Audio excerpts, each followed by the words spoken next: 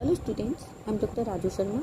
Last time हमने भारत के अफवाह तंत्र का अध्ययन किया था, जिसके अंतर्गत हमने हिमालय के अफवाह तंत्र का अध्ययन किया था।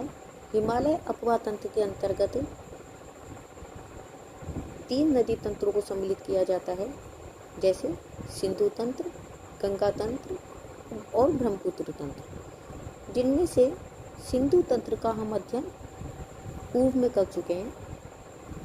दूसरा जो नदी तंत्र है वो है गंगा नदी तंत्र।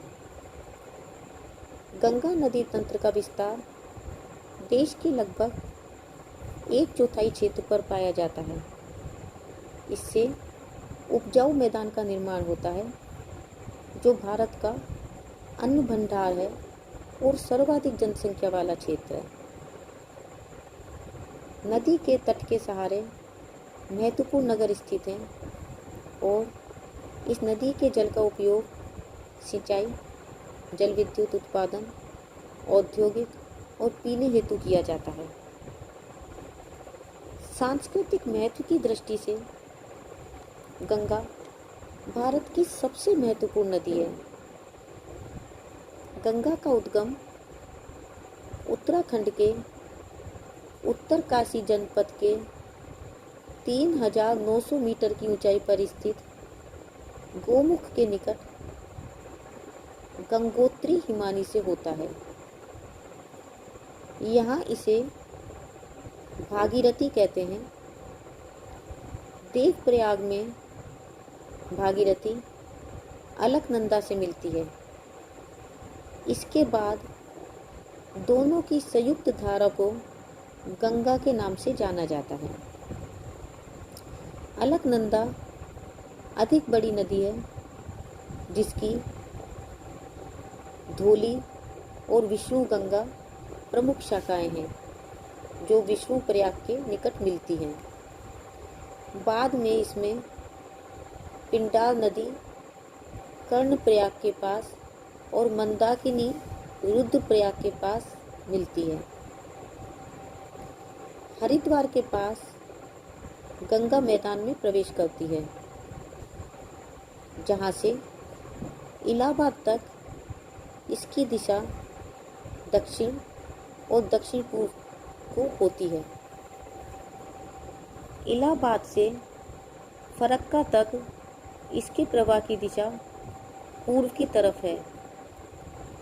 फरक्का से आगे इसकी मुख्य धारा पूर्व दक्षिण पूर्व को प्रवाहित होती हुई बांग्लादेश में प्रवेश कर जाती है, जहाँ इसे पद्मा कहते हैं।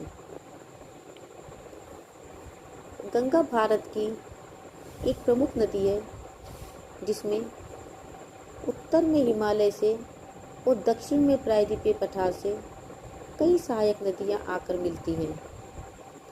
इनमें से कुछ सदावाहिनी है तो कुछ बरसाती हैं। बाएं तट पर आकर मिलने वाली प्रमुख सहायक नदियों में रामगंगा, गोमती, टोंस, घाघरा, गंडक, बागमती और कोसी हैं। ये सभी नदियाँ सदावाहिनी हैं और हिमालय से निकलती हैं।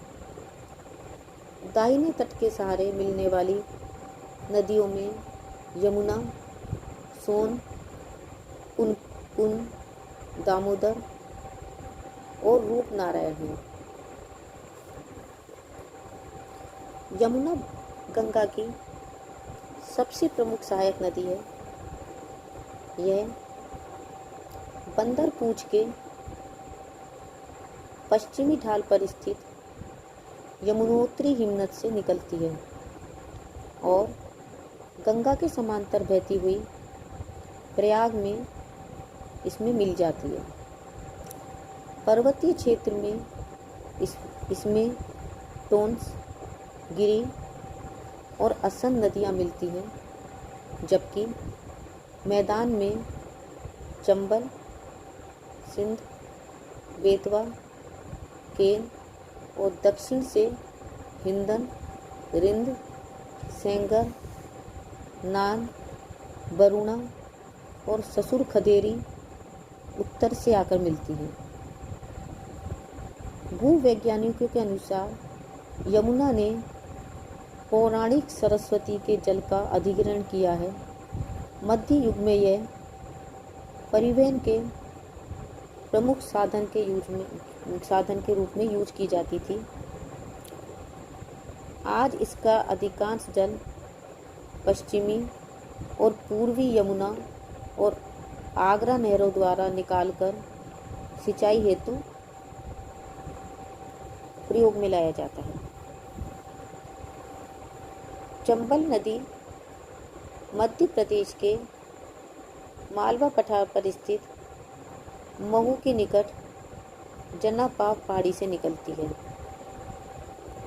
बूंदी, कोटा और धौलपुर जनपदों से प्रवाहित होती हुई यह इटावा से लगभग 40 किलोमीटर पूर्व में यमुना में मिल जाती है। काली सिंध, सिप्ता, पार्वती और बनास इसकी प्रमुख सहायक नदियां हैं। चंबल ने अपरदन से बीहड़ बना रखे हैं। कोटा के निकट इस नदी पर गांधी सागर बांध बनाया गया है। बेतवा नदी भोपाल के दक्षिण पश्चिम से निकलकर विदिशा, ललितपुर, झांसी, जालौन और हमीरपुर जनपदों में से प्रवाहित होती हुई हमीरपुर के निकट यमुना में मिल जाती है। सांची, विदिशा आदि नगर इसके किनारे ही स्थित हैं।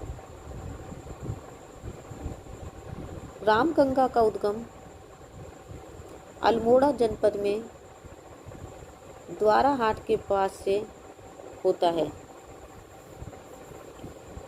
पर्वतीय प्रवाह के उपरांत यह कालागढ़ के पास गंगा के मैदान में प्रवेश करती है और कन्नौज के निकट गंगा से मिल जाती है।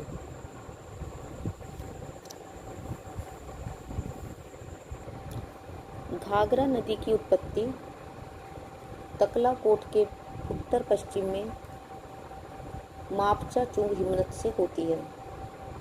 बाद में तिला, सेती और बेरी नदियों का जल संग्रह करती हुई यह शीश पानी के निकट एक गोज का निर्माण करती है। मैदान में उतरने पर इसमें शारदा, राप्ती और छोटी गंडक आदि नदियां मिलती हैं। छपरा के पास ये गंगा नदी में मिल जाती है। गंडक नदी नेपाल में सालीग्रामी और मैदान में नारायणी कहलाती है। गोल और चिकने सालीग्रामी पत्थर बहाकर लाने के कारण इसे सालीग्रामी नाम दिया गया है। इसकी दो मुख्य सहायक नदियां हैं, पश्चिम में काली और पूर्व में त्रिशूल गंगा। शिवालिक श्रेणी को ये त्रिवेणी स्थान पर पार करती है। पटना के निकट यह नदी गंगा में मिल जाती है। कोसी गंगा की सबसे बड़ी सहायक नदी है। इसकी मुख्य धारा अरुण नदी के नाम से गोसाई थान के उत्तर में उत्पन्न होकर सापू नदी के दक्षिण पश्चिम में 320 किलोमीटर तक प्रवाहित होती है। आगे इसमें थारू नदी मिलती है।